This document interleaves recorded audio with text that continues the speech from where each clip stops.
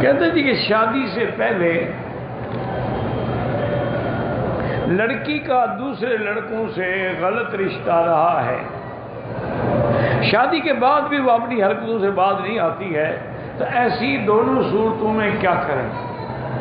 یا تو وہ سچی پکی توبہ کرے، اللہ بھی معاف کرے، تم بھی معاف کرو، آئندہ کنٹرول کرو، کیونکہ یہ بری عادت ایسی ہوتی ہے کہ نعوذ باللہ پھر آدمی اس سے باز نہیں آتا، وہ ہر حال میں وہ نہیں چھوٹتی الا اللہ ہدایت ہے۔ ورنہ جس لڑکی کا حرام پہ ناڑا کھل گیا نا، وہ کبھی نہیں بند ہوگا، وہ ہمیشہ ہی منہ کالا کرتی رہے۔ یا پھر دوسرا حال یہ ہے کہ ایسی عورت کو طلاق دے دو، جب تمہیں پتا تھا کہ لڑکی کا لوگوں سے تعلق ہے، تم نے شادی کی کیوں؟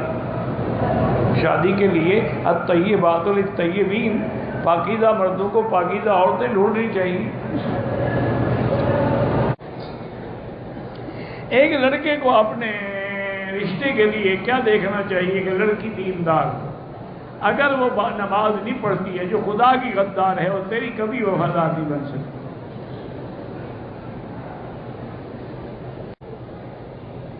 کہتے ہیں کہ شادی کرنا خاندان میں بہتر ہے یا غیر برادری میں، یہ معاملے اللہ کے ہاتھ میں، جہاں اللہ چاہے گے وہی ہو۔ باقی خاندان کی وجہ یہی ہوتی ہے کہ خاندان کی لڑکیاں دیکھی بھالی ہوتی ہیں، بندے کو پتہ ہوتا ہے ان کے کریکٹر کا، ان کے کردار کا، ان کے عمل کا۔ اسی لیے تو انگریزوں نے منع کیا ہے نا کہ آپس میں شادیاں نہ کرو تاکہ بیماریاں پیدا ہوتی ہیں۔ تو جب تک تمہاری یہ تحقیق نہیں آئی تھی، اس وقت تک تو لوگ کرتے رہے، کوئی بیماری نہیں ہوئی۔ اور حضور کے حضرت علی رشتہ دار تھے کہ نہیں تھے؟ چاچے کے بیٹے تھے، تو حضور نے بیٹی ان کو نہیں دی۔ مجھے 3 رشتے کے آفر ہے، میں چاہتا ہوں کہ میرے لیے کون بہتر ہے؟ 2 رکعت نماز پڑھ کے استخارہ کر لو، اور جو بچ جائے اس کا میرے ساتھ حصہ کروا۔ پتہ نہیں کیوں مجھے تو اس وقت سب سے زیادہ ضرورت ہے۔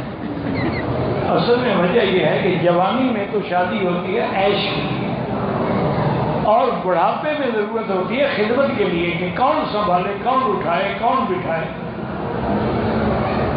یہ نہیں ہے کہ، اور پھر اللہ کی شان یہ ہے کہ بڑے بڑے بزرگوں نے، علماء نے، اولیاء اللہ نے آخری عمر میں بھی شادی کی۔ تو یہ کو منع تو نہیں، ہنسنے کی بات تو نہیں۔ آخر تم 3 سے تو نہیں کرو گے نا، 1 سے کرو گے، تو 2 تو سپیر ہو گئی۔